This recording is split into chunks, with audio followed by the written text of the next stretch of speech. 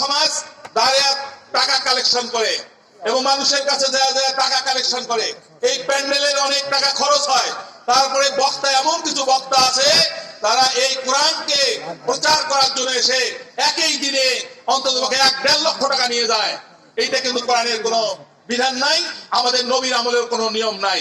আমি ধর্ম প্রচার করব নিজের স্বার্থে, আমি বলবো যে আমি ধর্ম প্রচার করতে আছি, আমার নিজের চেষ্টা আমি করব, কিন্তু এই অভ্যাসটাকে আমাদের পরিবর্তন করা দরকার। আজকে আমাদের প্রধান বক্তার সামনে আমি বলতেছি যে কোরআন হাদিসের কোনো আলোকেই যে অনেক সময় সম্মান করে যেটা দেয় সেটা নিয়ে তারা খুশি হয়, কিন্তু আজকে দেখা যায় অনেক বক্তা মানে কন্ট্রাক্ট করে এসে যে আমি এখানে আসলে আজকের এক নাইটের জন্য 50,000 টাকা নিব, 3 জায়গায় বক্তব্য দেয়, 3-50-1.5 লাখ টাকা নিয়ে চলে যায়।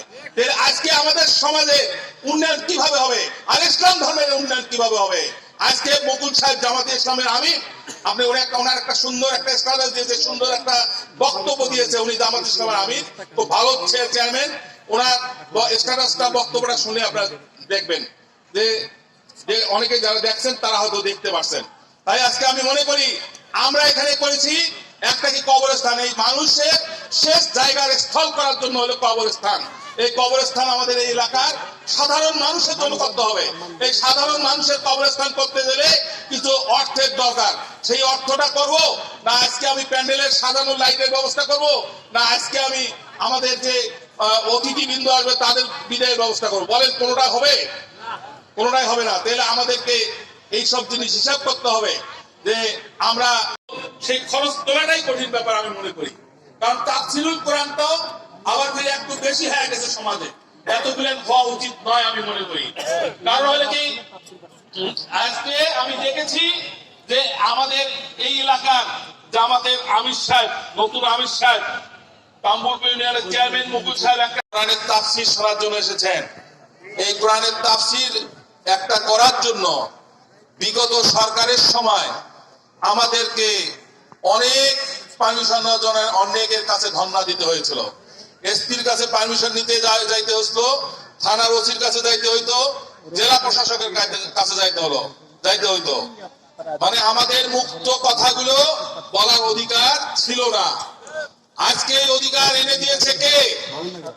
আজকে রংপুরের মাটিতে আবু সাইদের বুকের রক্তের বিনিময়ে আজকে আমরা এই স্বাধীনতা পেয়েছি। আজকে মুক্ত বাতাসে মুক্তভাবে আমরা আমাদের কথা বলার অধিকার পেয়েছি। সে কথা নাকি আমি আমার ব্যক্তিগত কথা, আমার সামাজিক কথা, আমার রাজনৈতিক কথা, কোরআনের কথা, সমস্ত কথা বলার অধিকার পেয়েছি। এর আগে আমাদের কণ্ঠটাকে চিপে ধরে রাখেছিল ফ্যাসিবাদ আওয়ামী লীগ সরকার, কি রাখে নাই? আজকে আমরা সেটা মুক্ত করেছে কিছু।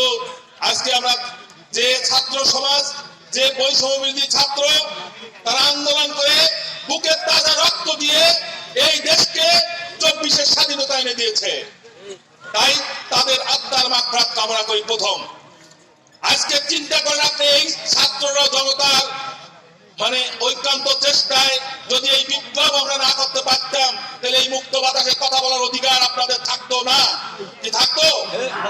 তাই আজকে আমি বলি যে আমরা এখানে এসেছি, এখানকার যুব সমাজ, এখানকার মানুষ, আমি শুনেছি একটা কবরস্থানের জন্য একটা তাফসীরুল কোরআন মাহফিল করবে। এই তাফসীরুল কোরআন মাহফিলের